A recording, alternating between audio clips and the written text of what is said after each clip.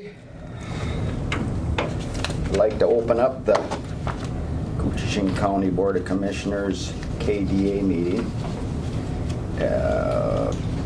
We don't do the Pledge of Allegiance till we start the regular meeting. That's totally up to you, either way. Let's do the Pledge of Allegiance.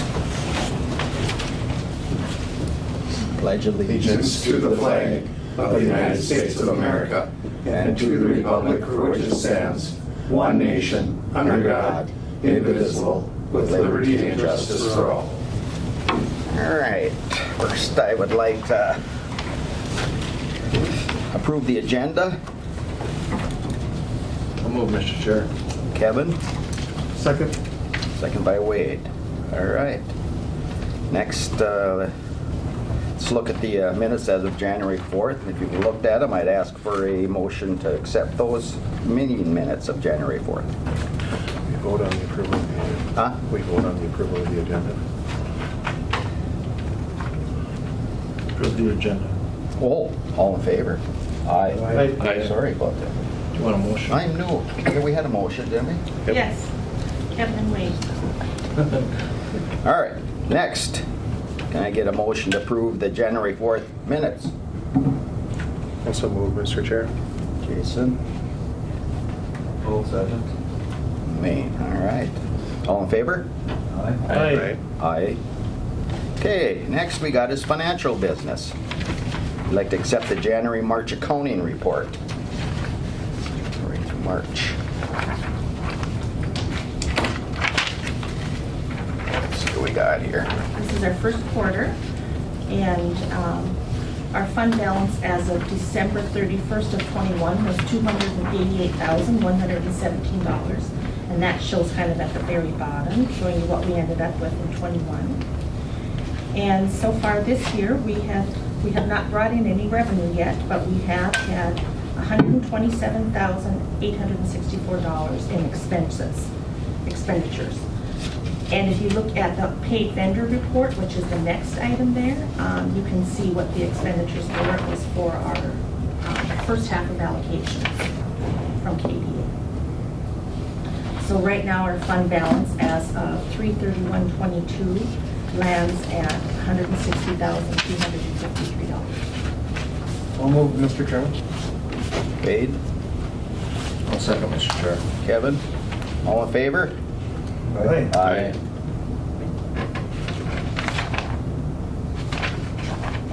Is that motion for both Yeah. things? Yeah, for both. Next, I'll consider Koochiching Technology Initiative funding request. There he is. This time? There he is, yep. He's got kind of plaid, so not that. All right. Hello, everyone. How are you doing? Good. How are you doing? Not too bad. Just got back from a whirlwind trip to Nashville, Tennessee for a wedding. Left on Friday night at 10 and got back Sunday at, well, I guess Wow. Monday at 1 a.m. But anyway, so I wasn't able to prepare or send a draft budget. I couldn't find the one that we had prepared last year that got lost in the cracks somehow. Did you get to see the sights while you were there? Or? Barely at all. Yes, there's the skyline, kids. Don't blink. Yeah, it was quite the trip.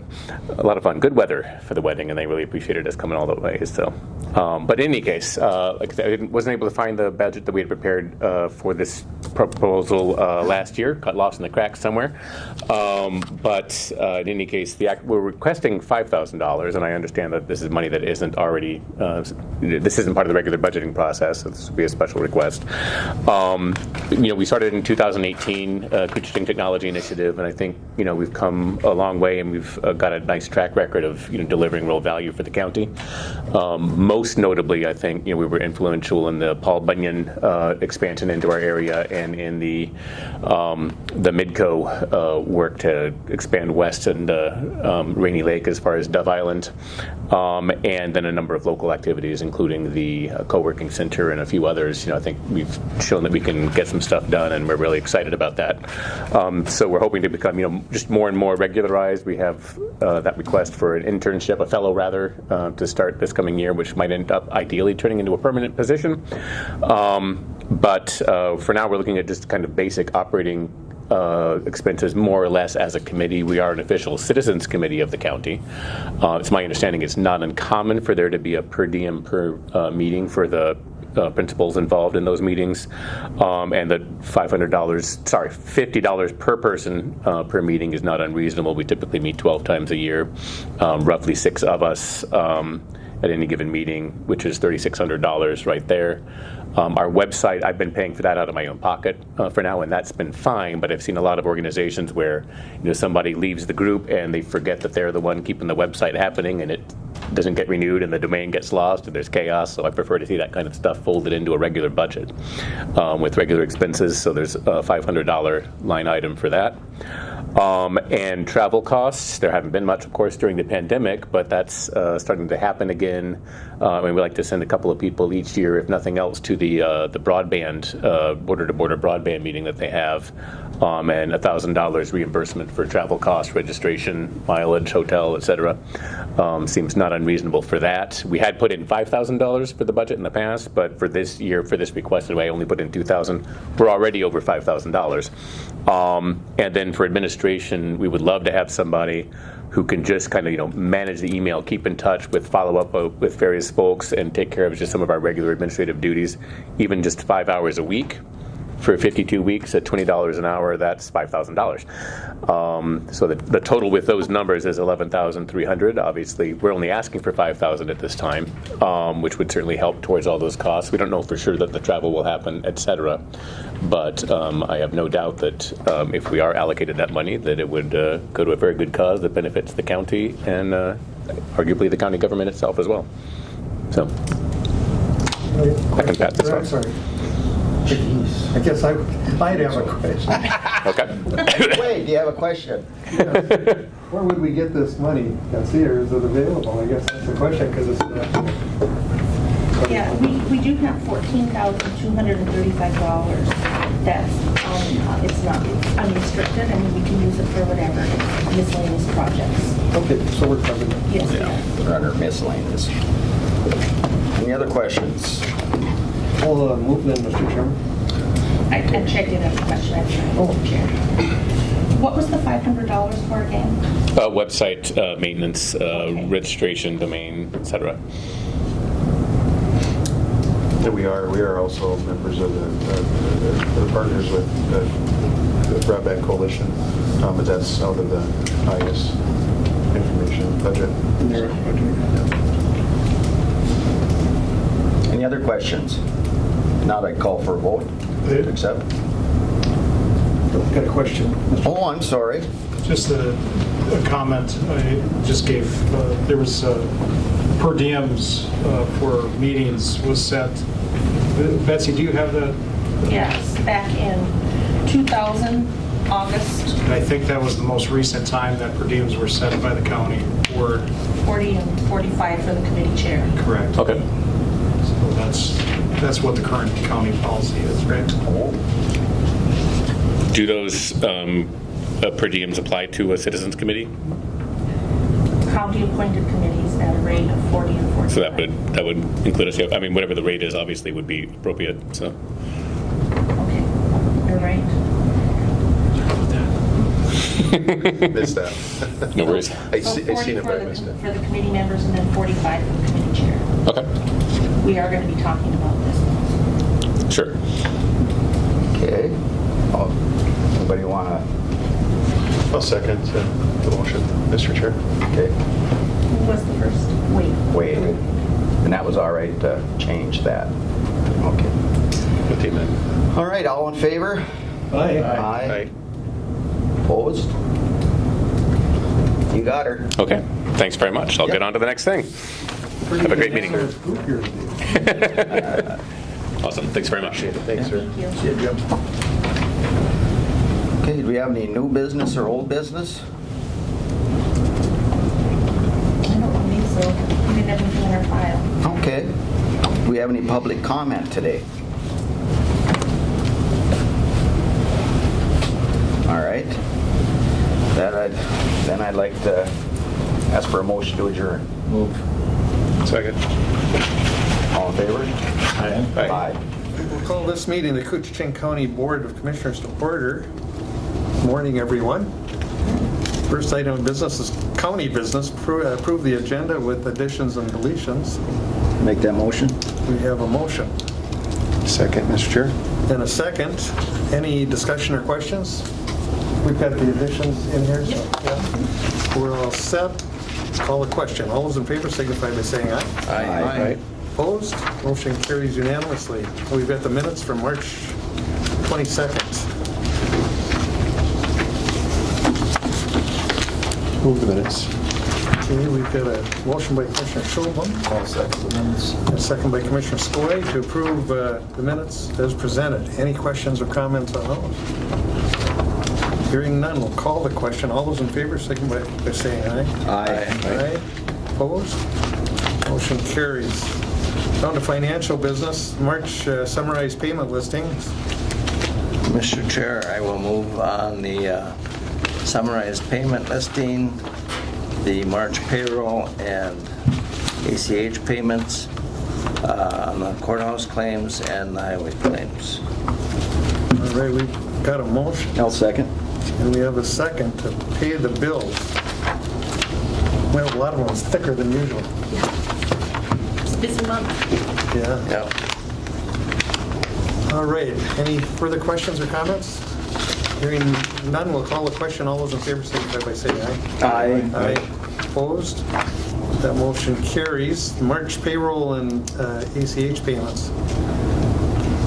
We just covered that. That's covered in there, okay. Yep. So we're on number 4. All right, approve the highway claims. Oh, no, we're down to human services. Yes, Yeah, human okay. resource business. Notice of hire, we've got 3 part-time E911 dispatch correction officers. I don't see Janelle. Janelle? That's just a notice anyhow, A and B Yeah. and C. Here she Okay. comes. Oh, just the person we're looking for. Oh, no way. I'm up, really? We just said, where's Janelle? Holy, it said 9:50. You guys are on top of it today. Well, Someone that knows what's going on. I apologize for my partial tardiness. You're not late at all. We're on the first one. Notice of hire of 3 part-time E911. Great. Well, as you can see, I have a tad bit of a laundry list today, so bear with me. So first, yes, we do have some notice of hires for our E911 dispatch correction officer. First one I have here is Cassidy Frank. She was hired as of March 18th of this year. The next one I have here is for Carter Lagergren, and I will explain his situation a little more when I get to the separation part. But we have a notice of hire for him as of January 6th of this year as an E911 dispatch correction officer. And then we have Griffin Offerdahl as a notice of hire for the same position, E911 dispatch correction officer, and he started as of April 5th, 2022. Okay, jumping over to a different department, we have a notice of temporary hire of Jacob Peterson returning as our summer transfer station laborer under our temp hire policy, and he started last Friday on April 8th. Okay. Then we have a notice of hire for Josh Vallejo.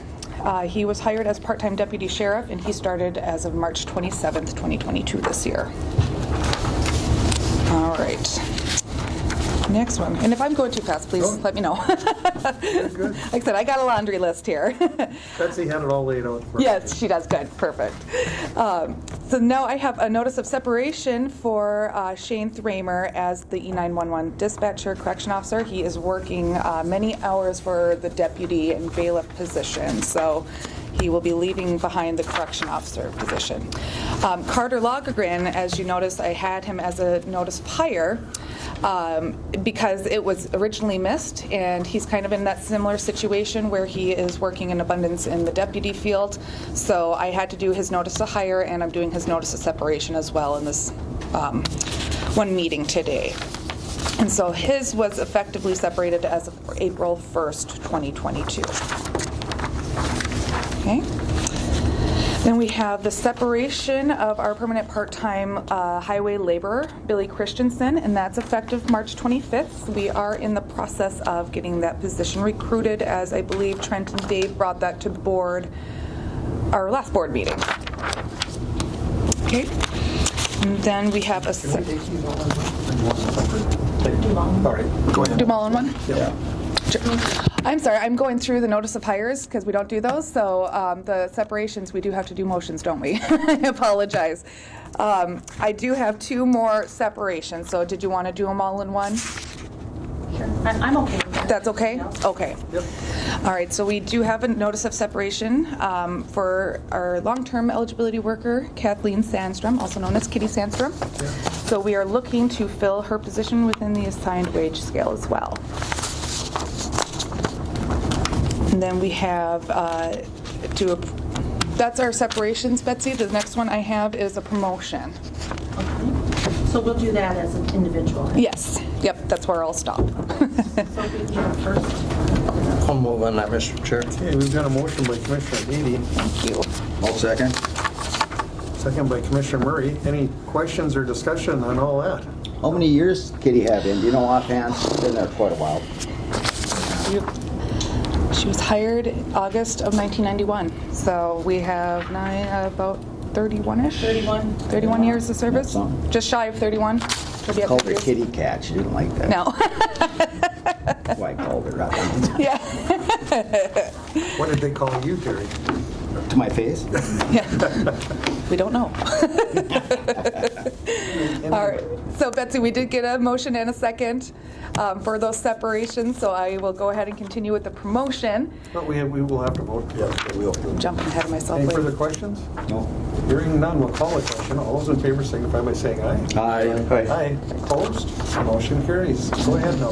Thank you, Wade. You can see I need the adult supervision at times too. So we, Yeah. knows And that. Betsy, with the promotion, we'll also need to do a motion as well. Okay. So I will not get ahead of myself this time. So we have approving the employment promotion of Callie Cantos from Child Support Officer to Child Support Supervisor.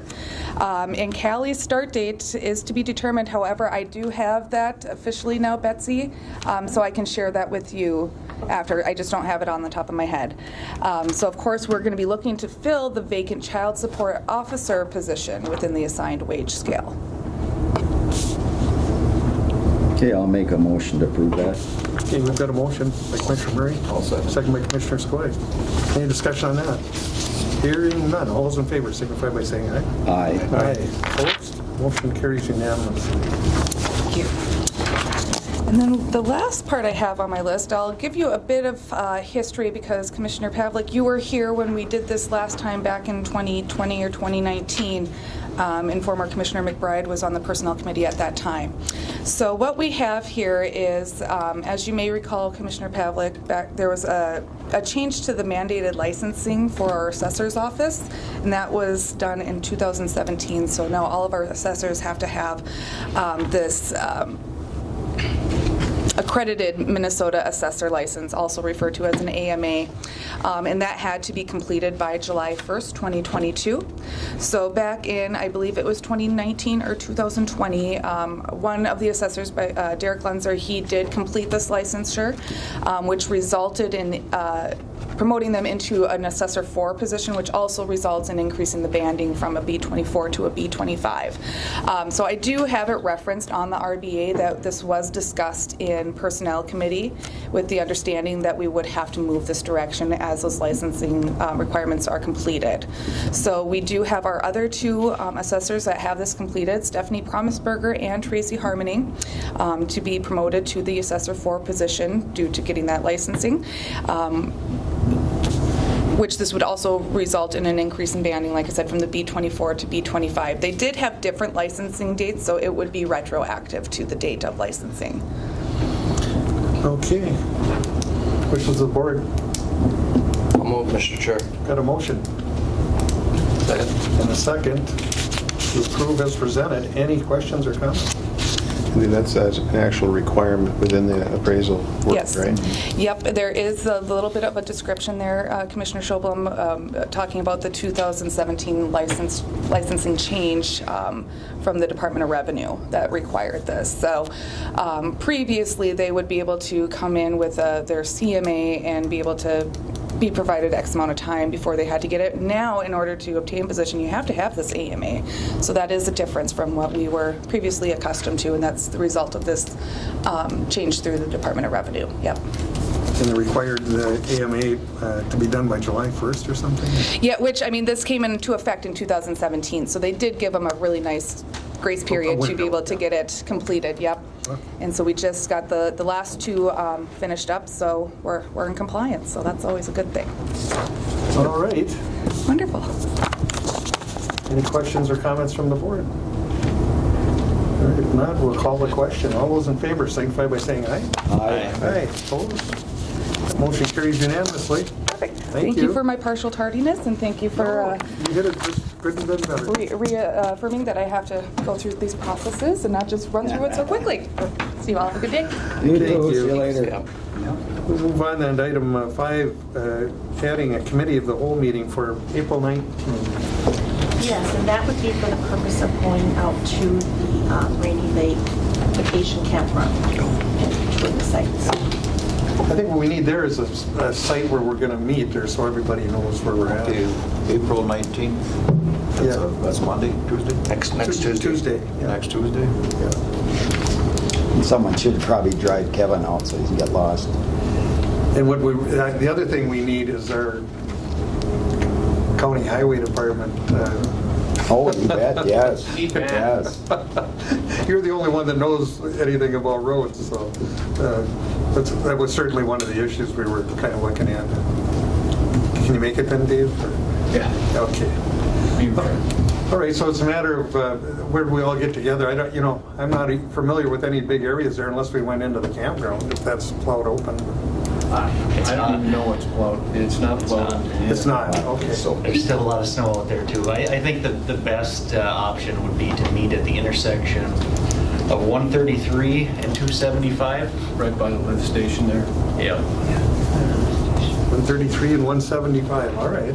133 and 275. 275, Yep. okay. By the lift station, you said? There is a lift station there. There's a little place where you can park cars and stuff, I'm sure. It's plowed. Okay, that work for everybody? So, All right. And it's at 9 o'clock, was it? 9:30. 9:30. We thought we'd keep it the same. That's when we start all our meetings, so. This is 33 and 133 and 275. So we'd need a motion on that to Please. approve. Okay. I'll move, Mr. Okay, Chair. we've got a motion, Commissioner 80, Second, Mr. Chair. and a second. Are any questions or discussion? Hearing none, all those in favor signify by saying aye. Aye. Opposed? Motion carries. Thank you. All right. 3, 2022, that's even hard to say. Seasonal liquor licenses. We're getting old. You keep saying we. Yeah, speak for yourself. Move the licenses, Mr. Chair. I'll second. All right, got a motion by Commissioner Schoedlin to approve, I'll second. and a second by Commissioner Murray. Any questions or discussion on those? Hearing none, all those in favor signify by saying aye. Aye. Aye. Opposed? Motion carries unanimously. Off-site gambling permit for the museum fundraiser gala. Is that how you say that, or gala? Gala. Gala? Well, that should be a hoot. I'll move that, Mr. Chair. All right, we've got a motion by Commissioner Schoedlin I'll second. and a second by this young man sitting next to me, who's just busy all the time. You mentioned, is that the Thunderbird? Yes. Yeah. Okay, so Jason and Kevin have made the motion. Second, any questions or comments? Hearing none, all those in favor signify by saying aye. Aye. Aye. Opposed? Motion carries. Yeah, that should be a fun one. All right, we'll move on then to adopt, we can go into that. Yes, please. We're looking at a resolution approving the airport rescue grant. Item 8.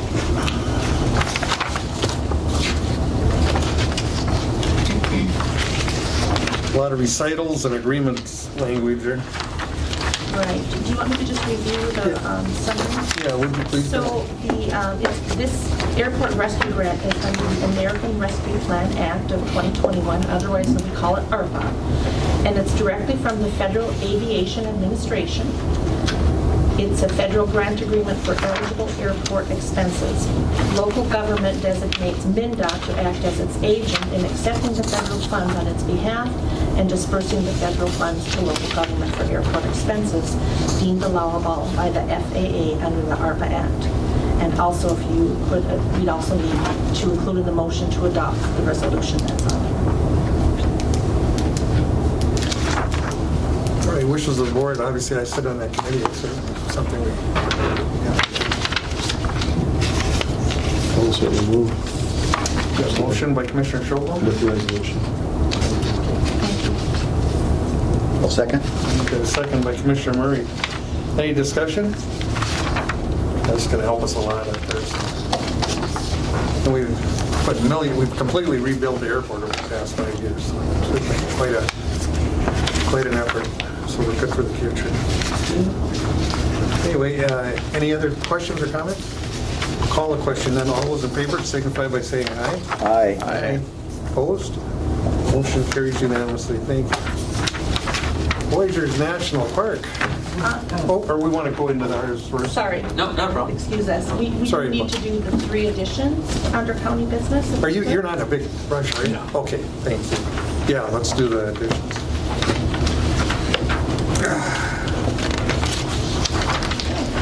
All right, item 1 in the additions is county administration. Yes. If you remember at the March 17th meeting, there was a motion to, March 17th, motion to, during county administration director's leave, to approve myself as county administrative assistant to step up to ensure critical work is being done with additional compensation based on county administration director salary. Also, Janelle Peterson, Human Resource Generalist, will temporarily step up to ensure critical work is being done with additional compensation to be determined by the Personnel Committee, and further that Teresa Briggs, former County Administration Director, will temporarily assist Betsy Zarin as a temp hire on an hourly basis based on County Administration Director salary. So the Personnel Committee did meet on March 31st, and they have the following recommendations. Interim Administration Director will retain in whole all duties and responsibilities of the D62 Administration Director job description to retain hierarchy with an effective date of March 14, 2022.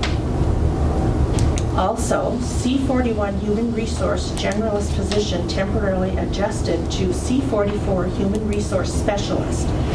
In reviewing the human resource duty within the Administration Director position, which I do have that excerpt listed below here,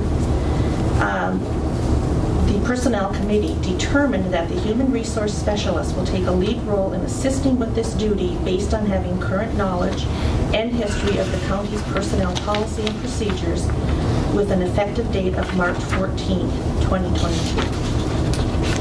So what we're looking for is approval from the board for the interim administration department recommended plan, which I just read to you. I'll again move. Mr. Chair. Got a motion? Thank you. I'll second. And we have a second. Jason and Terry, I know I speak for the entire board. I can't tell you how much I appreciate these folks standing up and doing all the work that they've done. We haven't missed a thing here. I mean, it couldn't have gone smoother. And all three of them have helped out immensely. Couldn't have done it without you, Betsy. Wow, thank you. And I should have kept her in here too. And Teresa, what a sport. I mean, she dropped everything and came in to help us. So we're in good shape. Well, she can't go to her cabin yet, so. Yeah, that's true. Yeah. Right, just in the nick of time we got it. Once ice is out, we probably can't get it again. So we need a motion on it. All right. You have the second. Yeah, we got got a it. motion and a second, yeah. All right. Any further questions or comments? Call a question, then all those in favor signify by saying aye. Aye. Aye. Opposed? Motion carries. Thank you, Betsy. Yes. Okay, now, Number 2? No? oh, we got one more. Bob, I'm gonna Two more. I'm gonna get you some exercise. We're going to finish 2 and 3, and then the environmental service edition will include that when ESD is up. All right. Okay? So next we have the addendum to Cantilever Bridge Distillery. So it is an addendum to their abatement agreement. And what is the change, Betsy? So what the change is number 1 is because of difficult market conditions and an unexpected downturn in the travel industry due to the COVID pandemic and other factors outside of the control of the developer, the additional hotel restaurant complex that was planned for 2069 Spruce Street in Rainier is on hold, and the failure to move forward with that portion of the project shall not be considered a breach of the agreement. And also, number 2, under Section 3.8 Economic Development Goals, is amended at 1.8 to create a minimum of 10 full-time equivalent jobs at 2078 Spruce Street by December 31st, 2021. And at 1B to pay an hourly wage of at least $15 with health benefits.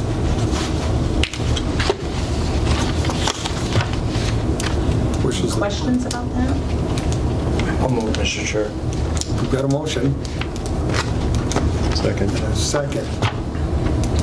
They've, they ran into circumstances like everyone else. What they did put up there is being well utilized, I can tell you that. Yeah, great addition to Rainier. Sorry, Mr. Chair and sir, who was the first? Oh, I'm sorry. Okay, thank you. In trouble, right? Is there talk of more work on tower? But it'll be more into the future now. Just trying to wrap up what they've got there. Plus, we've got there's a good chance there's going to be a change in the track environment there too. So that's going to weigh into things in Rainier. So. But anyway, back to the question. Any further questions? Hearing none, I'll call the question. All those in favor signify by saying aye. Aye. Aye. Opposed? That motion carries.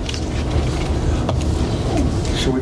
And then we have number 3. I was going to make them get up one more. I do need the exercise. Nobody gets respect here. So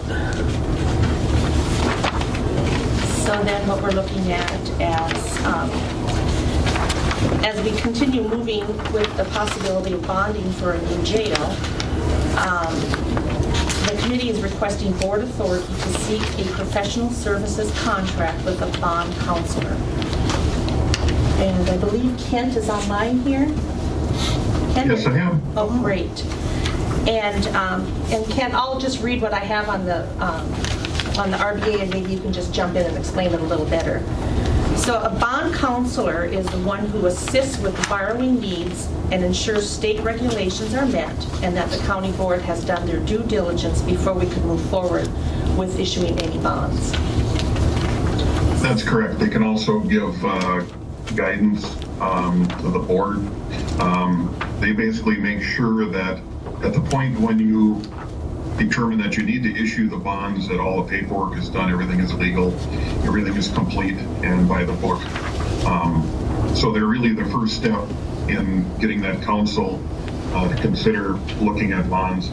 And the reason they're a necessary step at the moment is, if you've been following the Financial Times or financial news, the Fed has announced that it is looking at up to 7 additional rate increases over the next 2 years in the prime interest rate, typically in a step of about 0.5% a year. So if the project for the jail does go forward, bonding is going to be required, and it would make sense to seek bond issuance as quickly as possible to take advantage of the interest rates today. 2 weeks ago, bonds were issued for Nashua Keewatin at 3.42%. This is up from 1.5% to 2.5% just in 2021. So this is just making sure the process can go as quickly as possible. and any decisions at all need to be brought to the board, need to be approved by the board. But this is just getting the team lined up so that it can go quickly if necessary.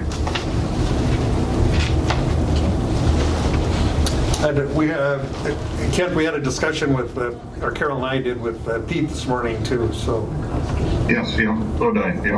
All the work you were doing. All right, well, wishes of the board here. So moved. All right, we've got a motion. Commissioner Schobel, Second. second by Commissioner Murray. Any questions or discussion? All right, we'll call the question. All those in favor signify by saying aye. Aye. Opposed? Motion carries. That gets things moving anyway. Okay, now the law firm designated or mentioned by Jenny Herman going back when we first had discussions on this was Freiberger out of Duluth. They're also a preferred vendor from a number of underwriters, and the county's used them in the past. They'll be the first folks that we contact. Doesn't mean that that's who we're going with. That has to come to the board, but they'll be the first people we talk to. All right.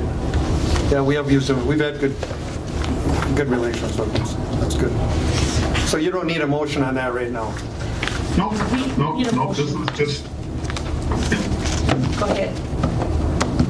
Go ahead, Betsy. Okay, we just need the motion to say it's okay authorizing us to go out Okay. and look for people. And then we'll make a final decision, right? All right. And then we bring it back to the board for approval. All right. Do we need a motion on that? Yes, please. Well, we did get one. We got one with Schobel and Murray. And All then right. Any further? Call the question. All those in favor? Aye. Opposed?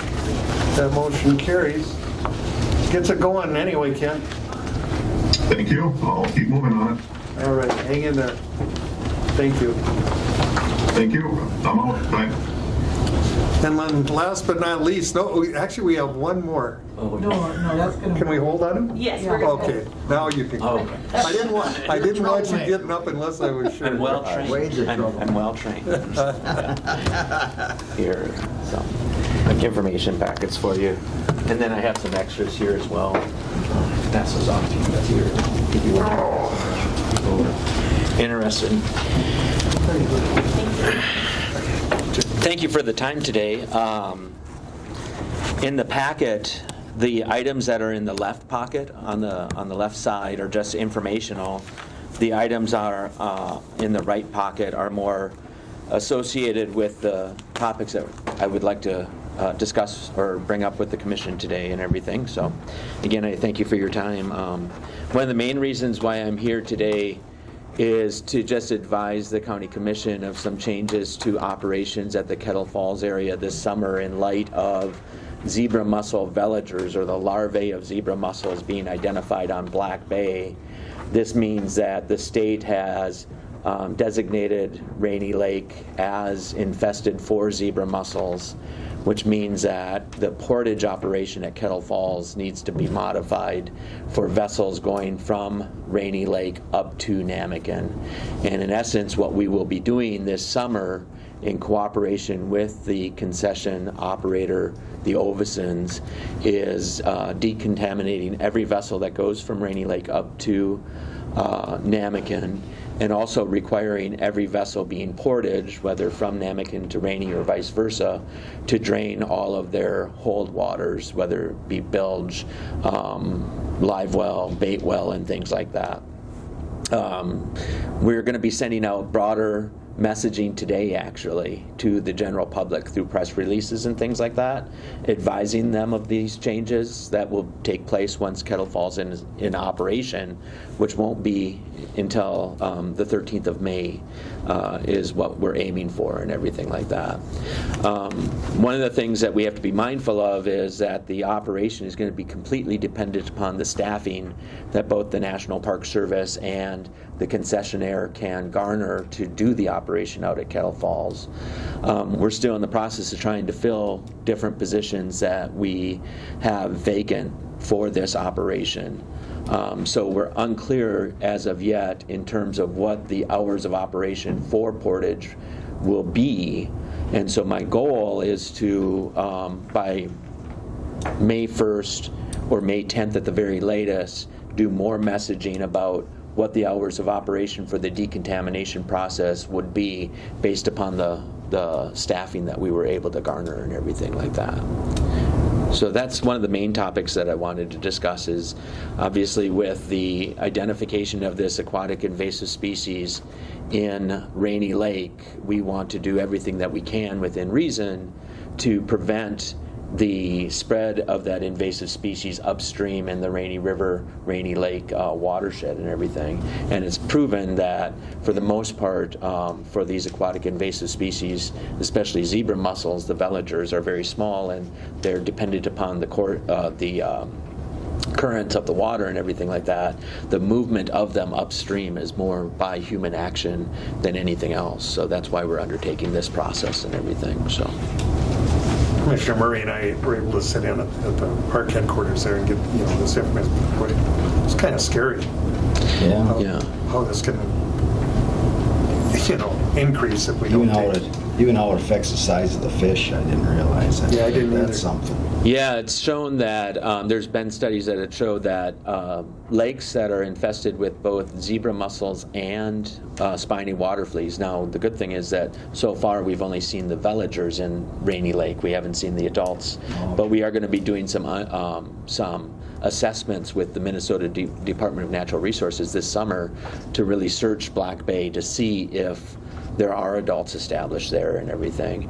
But those lakes that are infested with spiny water flea and adults of zebra mussels show that the young of the year walleye tend to be 25% smaller than lakes that are not infested with those two aquatic invasive species. And of course, since they are smaller, they're much more easily preyed upon and everything. Another operational change that we're going to be taking in terms of this new information about this infestation is we will only allow for portage on the Gold Portage, which is typically just by canoes and kayaks, from Cap Togama down to Black Bay. We won't be allowing people to portage from Black Bay up to Cap Togama and everything. One of the things that we have on our side is that we're hoping that the water chemistry of the Rainy Lake watershed isn't conducive for zebra mussels to really spread unchecked and everything like that. We don't have a lot of calcium in our water.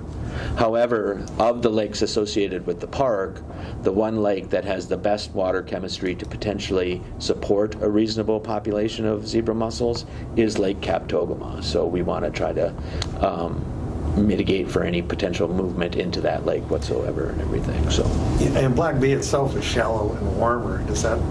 Well, both Black Bay and Cap Togama are fairly similar in their geomorphology and their water chemistry, and that's why those two lakes, or Black Bay of Rainy and Cap Togama, are probably the most conducive of trying to. More vulnerable. Yeah, more vulnerable in that regard.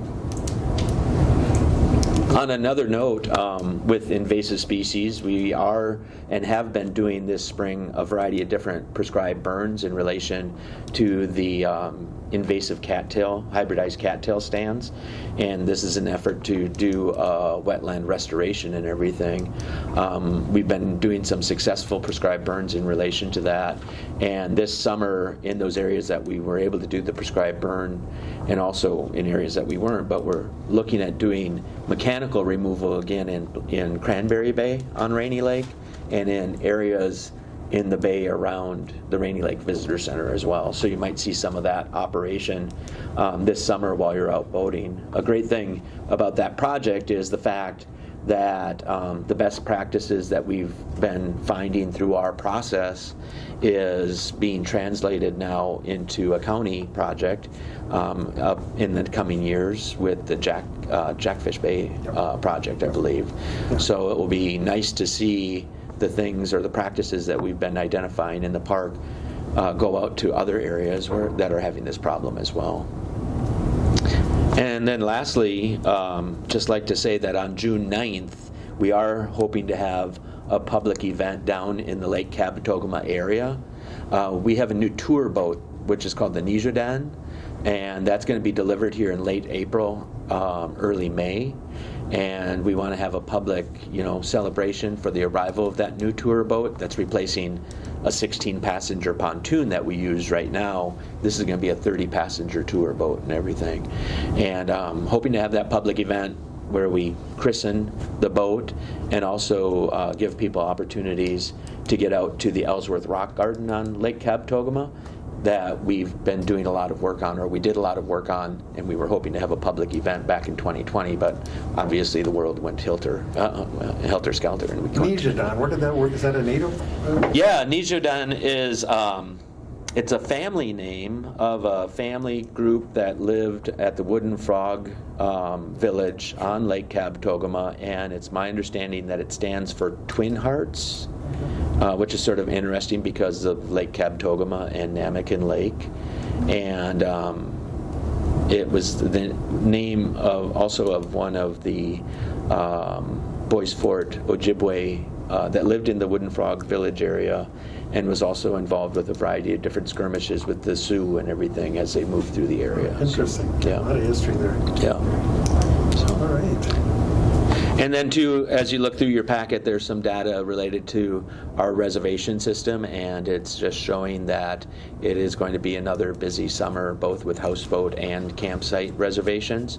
And it's, over the last 2 years, been identified that this is a great place to get out and enjoy the outdoors in a reasonable way without being around a lot of people. And that's going to continue this summer as well, based upon the reservations we're seeing. Yeah, look at 2020. Yeah, and that's just the period of time. If you look on the left side there, from 2020 to 21 and 22, and that's just the number of reservations from when we released them in November to this date in March and everything like that. So, but we are seeing an increase from 2019 to 2020. We saw about a 45% increase in our overnight reservations and things. And also, we're seeing a trend of people really getting into the system as quickly as possible to book their sites that they want to utilize and everything. So, yeah. Your predecessor, Kate, right? Kate Miller, well, before me was Mike Ward, and then before was Kate Miller, yeah. Kate Miller came to town, and the county was fighting with the park all the time. And we had a war going. And Kate Miller came in, and she sat down with her staff, she said, who are my biggest problems? And the staff said Wade Pavlik and Chopper McBride. Oh, yeah. She said, my first meeting, that's what I want to see. And we met, and we've never had an issue since. We worked things out, and it's amazing. So I always feel I owe her a lot of credit for, taking the right stand and trying to bring things together. Well, and I think since Kate came here and the predecessors, I think the Park Service has recognized that it's important to have people in management at the park that are willing to go and have conversations with the different gateway communities and things. Yep. Hence the reason why I have that meeting that I hold in the fall and the spring usually, and I also make a point of trying to get out to all of the board and commission meetings in the fall and the spring as well. Everyone since Kate, including you, have continued that partnership, and that's worked well. So. Well, I appreciate it. I'm sorry, Lynn. Mike Ward was excellent as well. Yeah. Yes, absolutely. Yeah. Yeah, everyone. So thank you. Gee, we were at war all the time. No more. Yeah. Anything else? Any questions for your park superintendent? No. Okay, we're going to let you out of here without. Can I stand up now? We might call you back. No, thank you for your time. Yeah, thank you for your time. I appreciate it. Thank you. Yeah. What are we on, sheriff's business now? Yes. Who's in trouble? You're not here to arrest the board, are you? Coming with free money, so we should be good. Yeah, that's always good.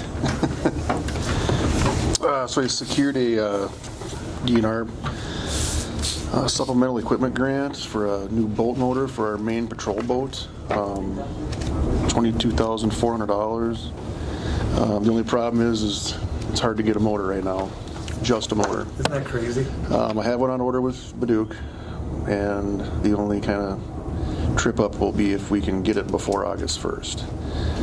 I've been working with Mr. Block from the DNR. There's potential that we could ask for an extension if we can't get the motor by then. But if not, I guess I'll just have to try again next year. So, but we have the money. We've been awarded it. Keep our fingers crossed the motor gets here before August 1st. Just like pickups, right? Yes, I still don't have, I have 5 trucks on order. 2 of the 5 I ordered over a year ago. I don't have those yet either, so I'm hoping. I talked to the state bid coordinator at the dealership there, and they said he's starting to see a few trickle in, but. Yeah. And I assume if Rob can't get them, no one else is getting them either. No, I made several calls. No one has, especially a 250 horse sitting on the floor. And their explanation was, look, they're hard enough to come by. We're only going to put them on new boats. Yeah. So, yeah. Well, we'll see what happens. We'll see what happens, but What a different world. at least we. About that. Yeah. All right. Any questions or comments? Okay. Anything else? You need a for us? motion on that, or? Yep, we'll need a motion. Well, you need a motion? Yeah. I'll move, okay. Wayne, made the motion. Second, yeah. Commissioner Ady, second. Any questions on that or discussion? Hearing none. All those in favor signify by saying aye. Aye. Opposed? Motion carries. Thank you. Best of luck. Just need a signature. Yeah. Just have to wonder why there's nothing out there. Now we're going to have some. Well, one of the reasons is too, is he said, as far as registered boaters in Minnesota, last year they were up, I believe he said 220,000 boat registrations. Wow. So there's your answer. Which one do you want me to I read? was debating buying a new motor for my boat. Maybe next year. Yeah, probably won't happen. I think we'll all be paddling very soon. Yeah, you probably right. Back in the day. Land and forest. You gotta give Nathan, he hasn't got any gray hair yet. It's there. It's just blended in. Most people who spend any time with us turn white, right? Like what happened to Matt? Plus, he's losing it. There's no love at all here. Okay, this is the one I always love, the annual noxious weed notice. Yeah, so unfortunately, along the same lines as what the park superintendent was talking about, this is more terrestrial invasive species. This is we're seeking to get the board chair's signature on the annual notice to control noxious weeds that we're required to do by statute by May 15th of every year. So this will get posted in the paper and on our website, and it just lets folks know that they're required to comply with the state noxious weed law, and if they need more information, there's a link to the Minnesota Department of Agriculture's website. Lots of paper for just taking some noxious weeds out of it. Wishes of the board. Need a motion? Yeah. You got it. Okay, we've got a motion Second. and a second. Any questions or discussion? Nathan, you do this every year. I take it does make a big difference, doesn't it? Well, I think it lets people know. I mean, that's the big part of, I think, noxious weed control is just getting the word out there and letting folks know, education. I know Soil and Water is, they've ramped that up too, but this is, those that I guess read the paper, it lets them know that. Yeah. To be aware. Yeah. And I haven't talked to Soil and Water again on those buckthorns since last week when we were talking about it. So, but I know that the DNR down here in North Home has got a guy doing it, but we'll try to put it together and have a seminar. Because Yep. I don't know if you guys ever heard of buckthorn, but it's a really a bad one. So and it is popping up in the county now. So That's interesting. what's it? It's like a shrub species or a small tree species that kind of can take over. It looks like a very ugly, a mean thornapple bush is kind of. Yeah. And it's got real sharp spines. You got to be careful if you walk into it.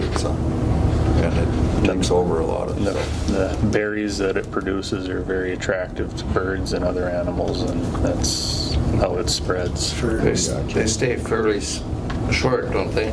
They can get pretty good size. I mean, there's some that are around that are probably 5-6 inches in diameter. And I've been in South Dakota in places where they've got them, and actually they probably were used for fencing to hold the fence up. There's some places that you might walk from here to the end of the building to get around the patch because you can't go through it. Well, on that happy note, we haven't called the question yet, have we? No. All right. We've got a motion and a second, though. Yes. All those in favor signify by saying aye. Aye. Opposed, motion carries. Thank Need you to for that. grab a signature from him. We got a little bit of an education today. I didn't even know about those guys.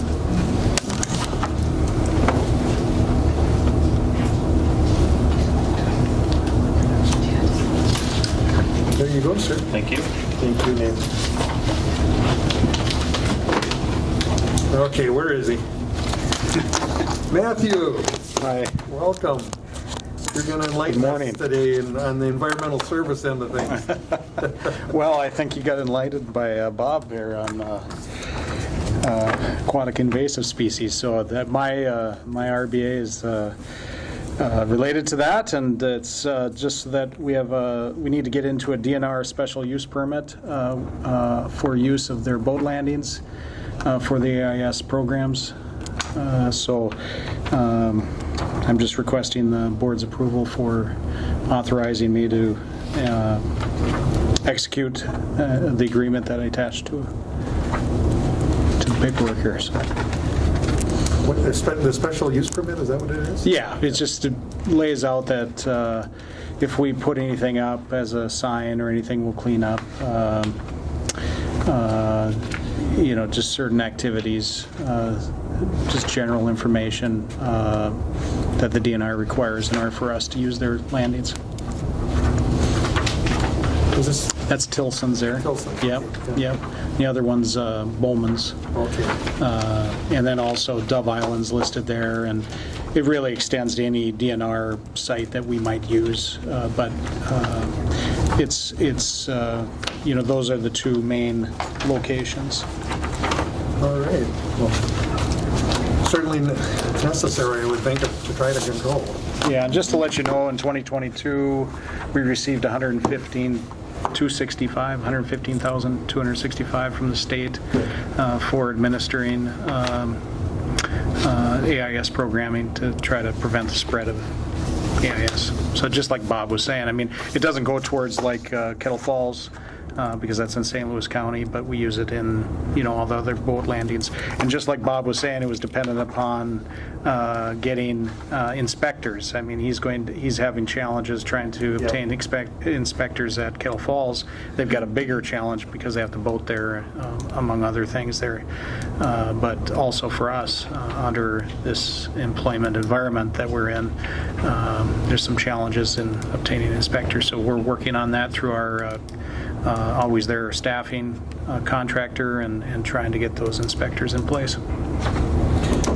I know we're working with St. Louis County all the time on all kinds of issues that we share. Mm-hmm. Certainly this would be one of them. I mean, I think they'd be open to working with both counties trying to make sure it works.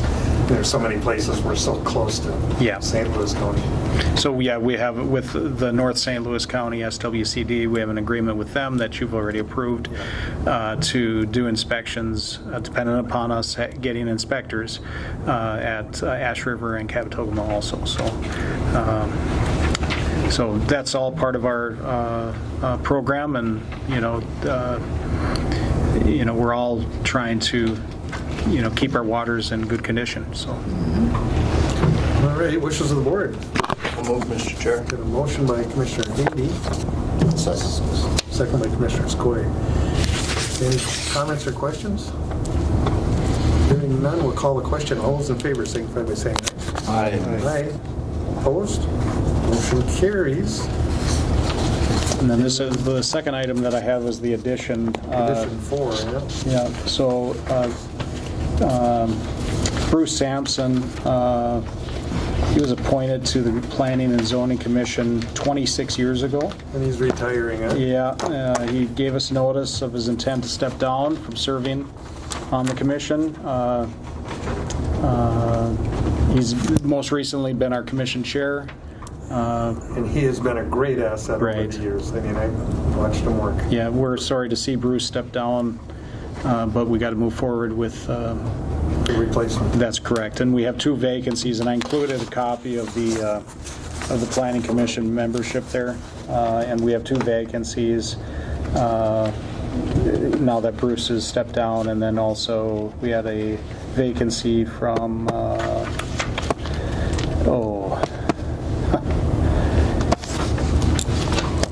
he lived in Big Falls, Maggart. Oh. Yeah, I think Maggart had... Jan? Yeah, I can't remember. It's got to be Jan and Big. Yeah, he passed away, I think. Right, No, that was Joel. Joel, yeah. Yeah. Joel was a commissioner here. Okay, yep. So, He lived in Misfit. So in any case, we need to fill those vacancies, and so I'm just looking for authorization to advertise to seek letters of interest to fill the 2 vacancies, and of course to accept Bruce's notice that he's stepping down. And I suppose we could send him a letter, of appreciation. Absolutely. I don't know if you could draft something Sure. for the board, and then we'll approve it at the next meeting, and Sure. how would that be? Sure. Or we can just, You could approve it now, and I could just bring it to Betsy, and then Betsy could have you sign it. Yeah. okay. Sounds good. All right, wishes the board. Make a motion to accept that. Okay, we've got a motion by Commissioner Murray. I'll second. Second by Commissioner Skoye, and that covers both issues. Sure. Any further questions or comments? Well, Bruce is a great addition to the commission, and I really appreciate how he handles himself at a meeting and how he kind of keeps it and sticks to the facts, and he really did a good job, really well, I think. So Yeah, sad to see him go. But I've been to a happy couple for of him. hot meetings. He did a great job, yeah. Mr. Chair? Yeah, please. If we could just jump back to, back in 2000, which is 22 years ago, was the last time that you did increase the per diem rate or county appointed committees, excuse me, and it was set at $40 and then $45 for each year. And as you saw with KTI coming in and thinking it was $50. So at some point, could we discuss this, the possibility of possibly bringing this up some? And Matt, you might have some suggestions. I know you've heard a few people have said in a long time. That has been a discussion. And I know you have a motion on the floor. I didn't know. Okay, we can go ahead. Okay, sorry. So it's a challenge. These are basically, this on the planning commission. That's a difficult position to be in.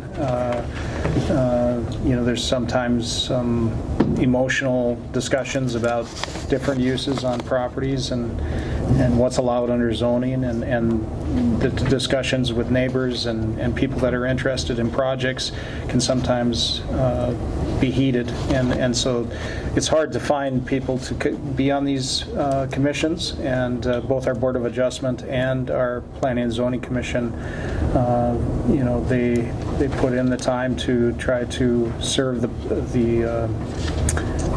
do the public service for the county, and I don't think it would be unreasonable to consider increasing their per diems, these median per diems, but it would. This last motion was for all county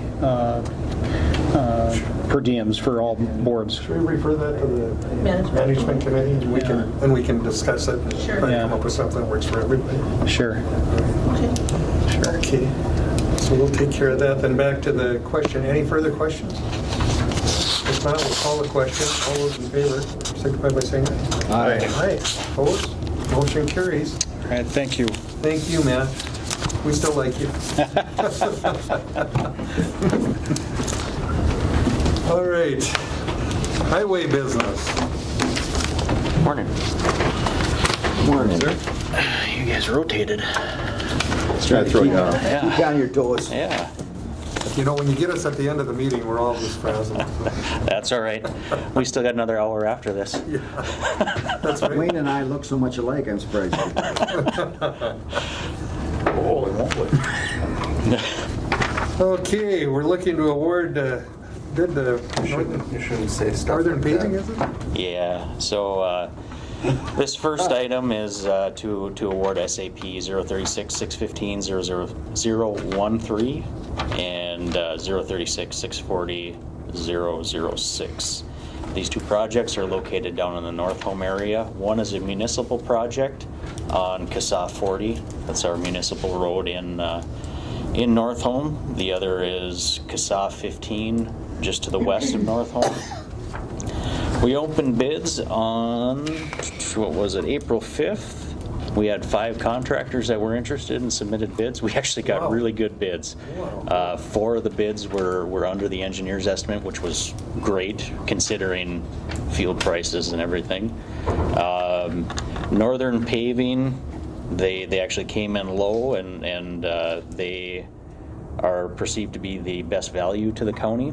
So we would recommend awarding to Northern Paving for $764,802.45. That'll be this year's correct. Work. Okay. Yep. We worked with Northern Paving on CSA 40 2 years ago on the other half that we did. So they did good work. We're happy with them. They're a local company down there. They're out of Bemidji. Should provide excellent service this time around as well. That's great. Yeah. And so that's paving to cover up that water and sewer work that you're doing? Yep. So on the east side of, is it 46 or 1 down there? I'm trying to remember how the roads are closest to the lake. East and west. That'd be 1. Okay, so north side. We're going to do a mill and overlay. It kind of goes down that hill and then comes back up. We're going to do a mill and overlay there.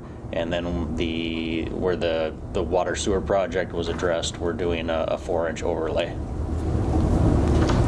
All right. Any further questions? All right. Anyone willing to move? We've got I'll move on that one. Okay. I figured you would. I've heard a little bit about, well, that and old number 1 too. I do get a few calls on that one. So. Old number 1 would be, I think, 15. 15? The one that goes west. Yeah, we're doing the first 1.75 miles of that, a full depth reclamation. It hasn't been addressed since the mid 80s, and you can tell when you drive down it. So. Will that take it all the way out to where the junctions with that county road that goes north? Yeah, it goes all the way up to the substation. Okay, all right, okay. Yep. I'll second. We've got a second. Thank you, Terry. Any questions or further discussion? Well, I'm kind of excited for the people in North Home on this one. So. Yeah. All right, we'll call the question. All those in favor signify by saying aye. Aye. Aye. Opposed? Motion carries. To piggyback on that, we have the bid opening for the Lin Overpass tomorrow at 2 o'clock. If anyone would like to attend. We'll be in Duluth. We're hoping for a fair number of bidders. Everybody's holding their cards pretty close to their chest on this one. But we've got a lot of plan holders.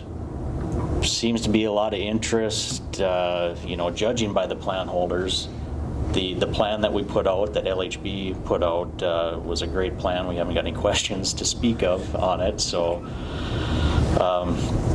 Yeah, it'll be interesting to see what prices come in at tomorrow. Could be significantly higher than our engineer's estimate, or could What be. is the estimate, or can we say? About 7.2 million. Okay. A little over 7.2. Where are you having the bid opening? Right here. Okay. Right here. 2 o'clock. Yep. Yeah.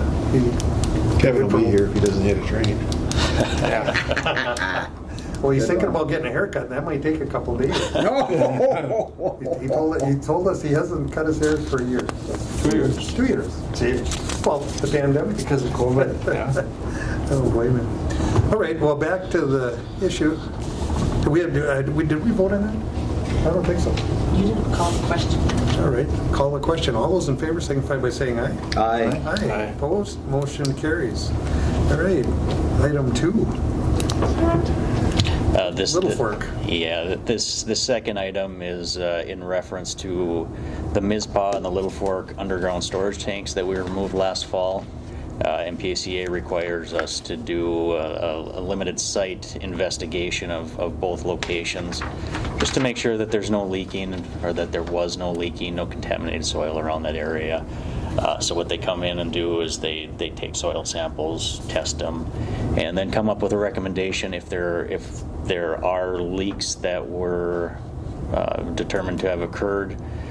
Then we have to transport that soil to a location to mitigate the issue. Petro Fund covers 90% of this.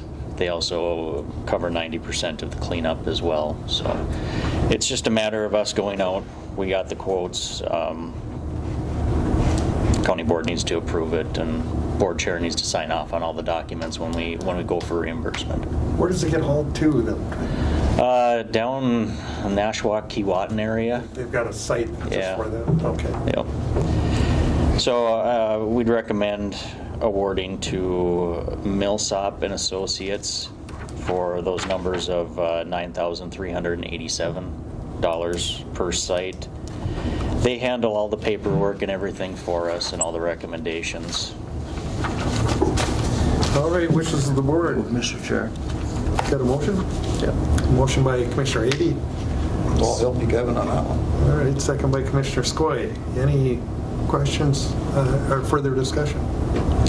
Hearing none. Oh, go ahead, please. Sorry. Thankfully, we have no more underground storage tanks in the highway department. We've got rid of the 4 that were located in Little Fork, Mizpah, Birchdale, and Lowman.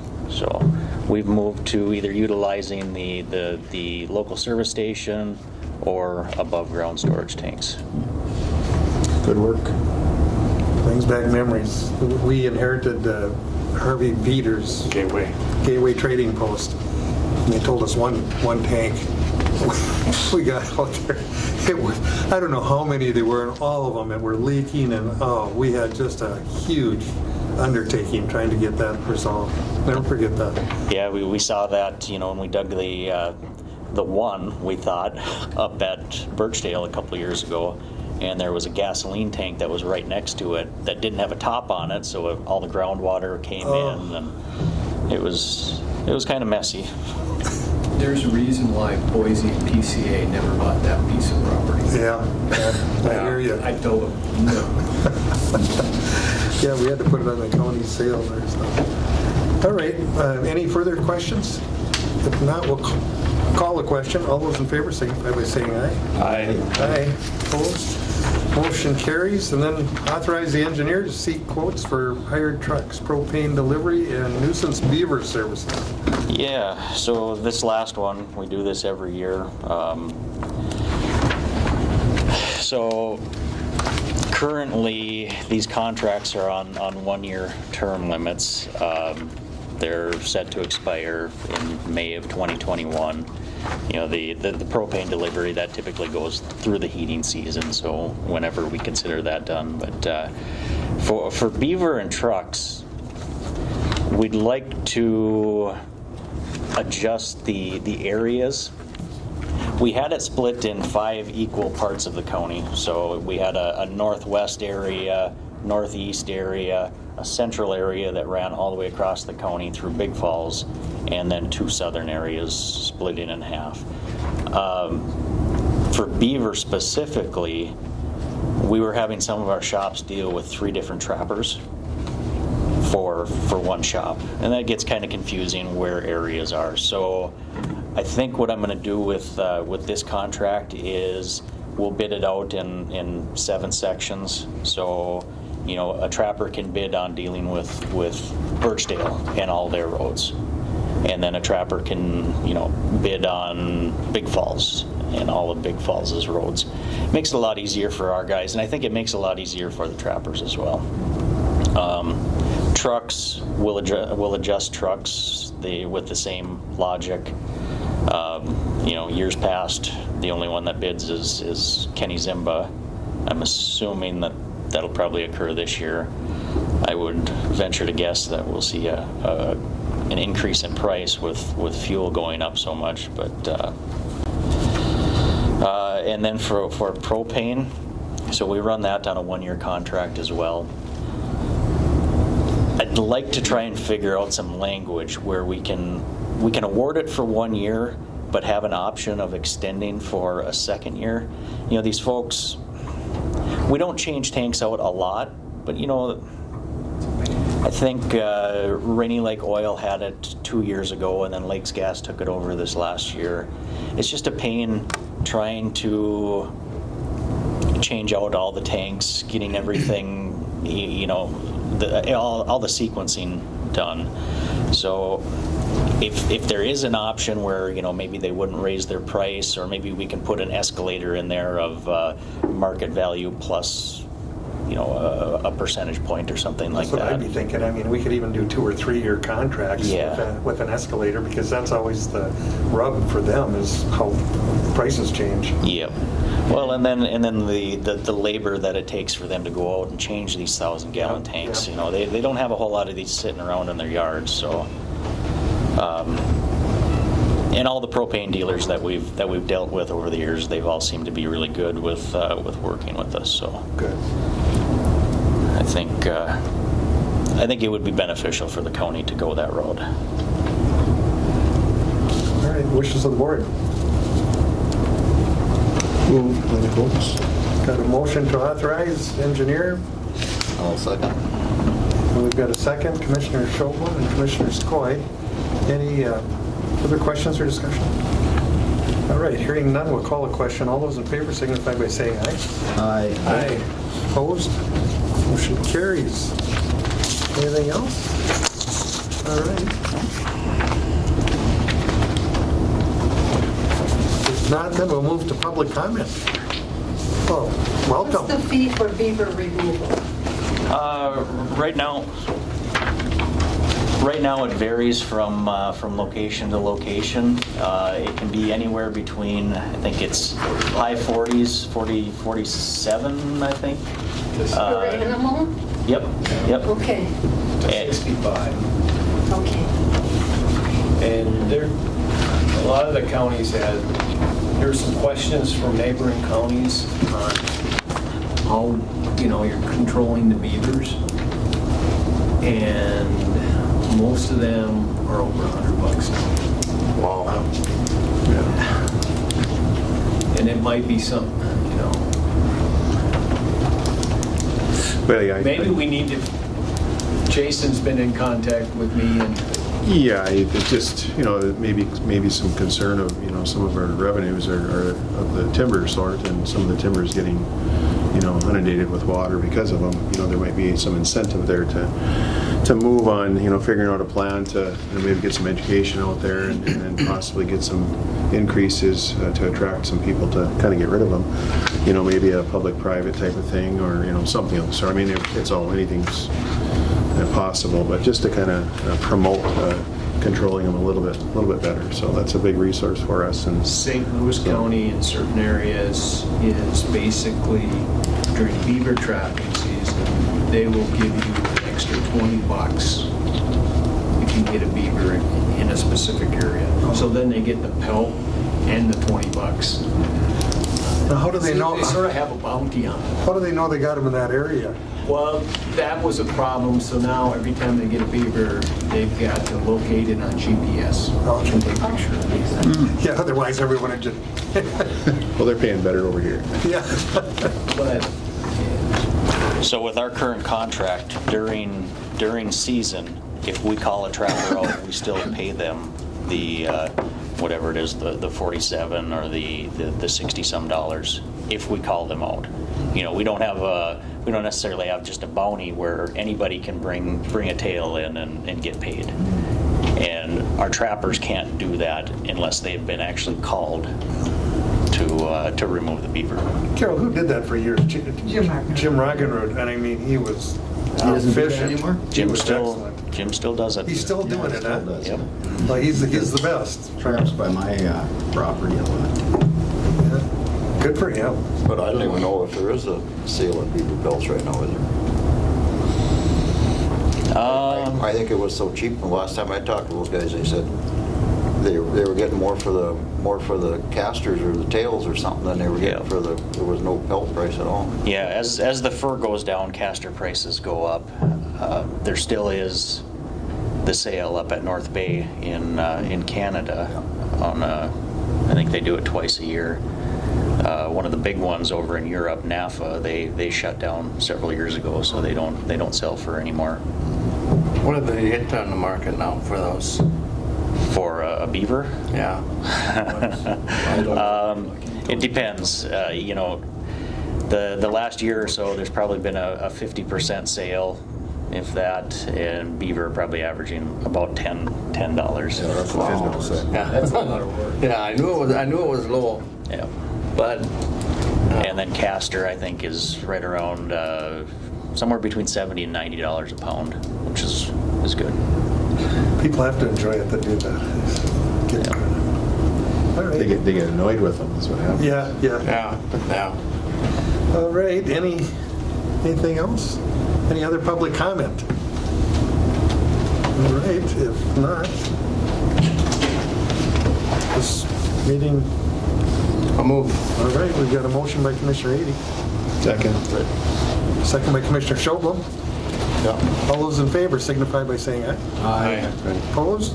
Motion carries. This meeting is adjourned. Thank you, everybody.